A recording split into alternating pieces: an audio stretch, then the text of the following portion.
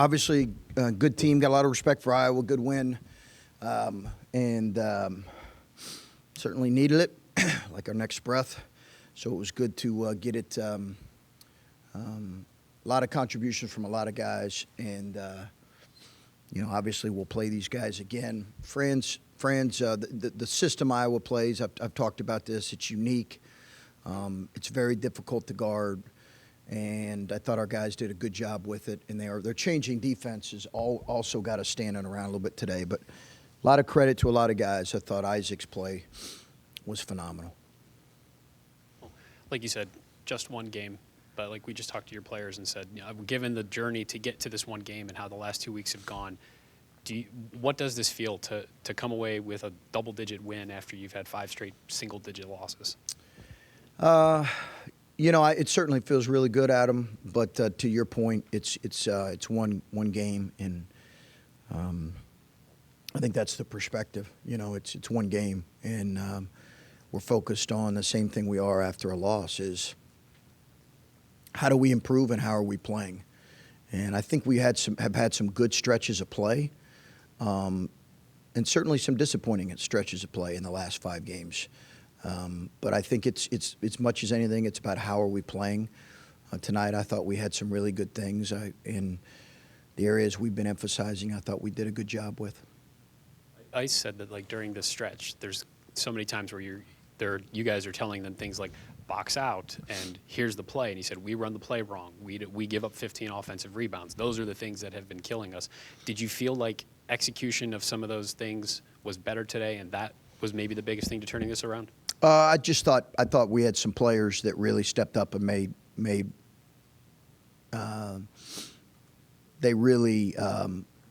plays, and I thought we were a group that was really, really dialed in today. I do think, Adam, we still have a lot of areas where we just have to get better, and that's a byproduct of having a younger group and a relatively new group. We're not there yet, so.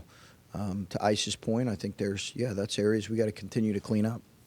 So, to follow up on that, when you've had these close losses, you get a win like today, is it as simple to say guys just executed, or were there more things that you saw that were the difference between the difference in between winning and losing in today and some of those closer games? Yeah, no, each game's different, and the opponents are different. And Iowa's obviously had won 4 straight. Had they won 4 straight, or was it 4 straight? Obviously, had won at Rutgers. They're a really gifted team, well coached, and present a different. So every game's different. I just think, listen, when you're a coach, the challenge is to try to get inside the minds of 18 to 22-year-olds. And to do that consistently. And sometimes they're going to be open and honest with you, and other times it's going to be a bit of a guessing game. But, what I've tried to do and what we've tried to do, and a friend shared this with me years ago, is this time of year we tried to coach the heart as much as possible. And I think if we can continue to do that and improve in those areas like rebounding, like better execution at times, a more committed defensive group, then that's all we can ask for. An update on Zed? Yeah, thanks for asking that. Zed, I don't have anything specific right now. It does not look like a long-term injury as of now. It does not look like a long-term injury. I asked him why he dunked it, and he just said, well, I was open. So he felt good about that one. But he did feel some pain, but it does not look like a long-term injury. So can you take us inside the mind of Ike Likely and tell us where that came from today? Some of it I think is, his break set him back a little bit. And I think I've been a little bit apprehensive to throw him in situations because, some of it was I didn't know where he was at in terms of his mental space. So I take some of the blame for that. But that's the player. And obviously his numbers were phenomenal. It's maybe as good a performance as, in so many ways. And on top of the fact that he's guarding a first-round draft pick. But that's kind of what we were hoping. And I think You're not asking, obviously, for that kind of performance every night, but his impact needs to be significant for this group, and he needs to really commit himself these last two months just to enjoying his final 2 months of college basketball. And we need to rely on him more than what I have, and that's on me. So I agree. Like, this is the first night I've thought, okay, I see what you advertised when you took him, and it's almost impossible in this sport to hide a guy who can't score. Yeah. So I wondered if you told him you have to look for your offense more, because it sure seemed like that was a front burner item for him tonight, where in previous games it never looks like that. He was able to attack some matchups and get out in transition, which I thought was important, and he's got to continue to work on his finishing. He can struggle at times to score the ball. That'll continue to be the case. But he did need to be a little bit more assertive, particularly in transition when he's at his best. And I just wanted him to be Isaac. And that's what I told him, the day before the game. I just want you to be Isaac. We just need you to be that guy. And he was certainly that and some. Value of having him show tonight that he can allow you not to play Bruce 38 minutes a game.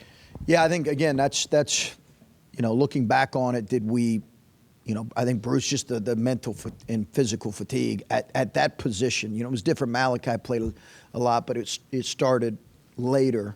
This started earlier for him, and on top of that, he's running our team. It's just a lot for a kid. So we've got to be able to give him. Bruce is great, and I really believe he's going to be one of the best point guards in the country here before his time's done.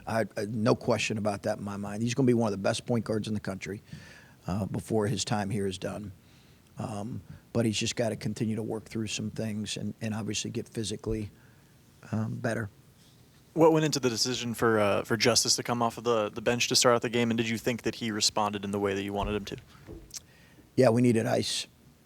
That was the decision, really, ultimately. I felt like we needed Ice's activity defensively on Murray. And we needed to, I liked that lineup better. Now, we were going to start Sean until he had his dental emergency. But that was what went into it. Justice did a good job coming off the bench. I thought he gave us real life in the first half. He's a good player and just got to continue to grow, but he did a good job. You said earlier in the season you wanted to see Tanner grow defensively. It seems like he really has the last couple of weeks. What have you seen from his play, and especially today? It seemed like he caused 2 big turnovers there. Yeah, I think he's growing, and to your point, he's improved defensively. He's not where we need him to be yet, but he's improved to the point to where teams, there's just not as many errors as there were earlier in the year. He got rejected on ball screens a lot earlier in the year. He had trouble guarding the ball earlier in the year. Now he's really locked in on those things. And he's a good player. When he does that on that end, he can help us at the other end. When it seemed like you were able to maybe shift focus of a few things to a few other guys. We saw some more stuff for Roddy. Felix had an impact. Some guys that have struggled in this stretch seem to all collectively bring you a little bit more. Was that just a product of them taking advantage of their talents? Did you try to do things differently to emphasize a few guys differently today? We put in a few different things to move the ball a little bit more. And I think that allowed to free some guys up just playing. We did that the last couple of days, but we still have to continue to move the ball better, and bodies have to move better offensively. And it also seemed like Bryce talked about trying to be aggressive. And I know he had 3 turnovers in the first minute and a half. You're probably pulling your hair out a little. But did you need somebody to have a game like he had here, where he gets 27 on 12 shots, and just seemed like, I felt like there were times where he was going to score, and he was going to take this team where it needed to go. Did you need someone to do something like that? Well, he's been so consistently good on the offensive end, Adam. We just need him. We didn't just need him to continue to grow as a player. We certainly don't need that output every night. I thought Ice's, as I mentioned, fingerprint was all over the game on both ends, and I thought Bryce was so highly efficient. He was really like a young kid, wired early, and I saw that in him, and I love that. Now, the 3 turnovers early were just a byproduct of him being really amped and ready and wired to play. And once he settled down, I felt like he could be really effective, and he was phenomenal. Obviously, 5-game losing streak. There's emotion that comes with that, not just losing, but the close games over and over again.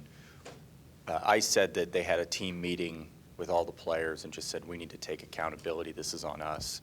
Did you see a shift in the practices recently? Was there anything that changed between Nebraska and today? No, I think the team meeting happened maybe a week and a half ago or something. No, there wasn't anything significant. We have a lot of private moments and private meetings as a team that people don't see, people don't understand, and it's not really for public consumption. So I'll leave a lot of that, with between us. But I think all in all, they've been probably talking more as a group than what they were earlier when they weren't experiencing as much adversity. I think they're probably talking more, and we'll see what comes out of that. And I think today were some really good things. But again, I think the team meeting that happened was a couple people mentioned was maybe after the Minnesota game, perhaps. But it's never on the players. It's on all of us, and it always begins with me. So good for them, but we understand how that works. When you see the emotion of today's win, don't want to go inside the locker room, but, what is that feeling amongst the team to finally, get back in the win column moving forward here? Yeah, it's great. I was really happy for them. They've earned it. It was really, just really happy for those guys because it's obviously been a tough stretch. And there's a lot of people that go through tough stretches. You try to explain that to them. There have been a lot of really good teams that have struggled, had stretches of play, but you don't realize that when you're an 18, 19-year-old kid. And honestly, you don't care. You just you're worrying about your own stretch. And, it's been miserable. We'll just keep fighting, keep trying to get better, keep improving, and see where it goes. Chris, real quick, how much fun was it just to get out there and celebrate with the students and, just release all of that, the stress, the energy that you've been feeling? It was great. I mean, it was great. Our students have been phenomenal. They really have. I mean, they've been phenomenal. I give our crowd a lot of credit, and thank you for asking that because I do give our crowd a lot of credit today. I thought they gave us great energy, and there were some fun, exciting plays, because of the attacking their pressure. But I give our students, they've been so consistent here these last couple years, and student tickets have sold out at a high rate, and they really bring us great energy. So it was great to spend a few moments with them. I really do love our student group. They've been phenomenal. I asked Mike this yesterday, if one win would kind of open the floodgates a little bit. I mean, are you expecting now, you want the guys to play more free. Do you think that could now happen, that this kind of pressure of not having to worry about every play down the stretch kind of situation, they can get out there? Yeah, I do think we looked a little bit like a heavy team the other night, carrying the weight of a couple losses. And when you see that as a coach, you're saying, okay, hey, what did I do to make that happen, or what can I do to change that? And that's really what these last couple of days have been about for me, because we played like a heavy-hearted team at Nebraska. And give them credit. They obviously took Purdue to overtime. They're a good team. But I don't want to see that with our guys.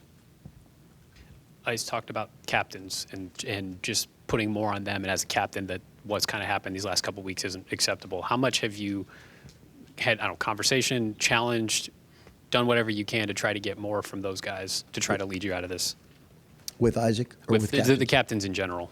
Yeah, we've met with them more, Adam. I've met with them more. Met with them yesterday after practice. They're the touch point of the team, and they, as I've talked about, just are going to determine so much how these next couple months go. It's not, and we've included Bruce in that group too. So yeah, we've had certainly more conversations with them.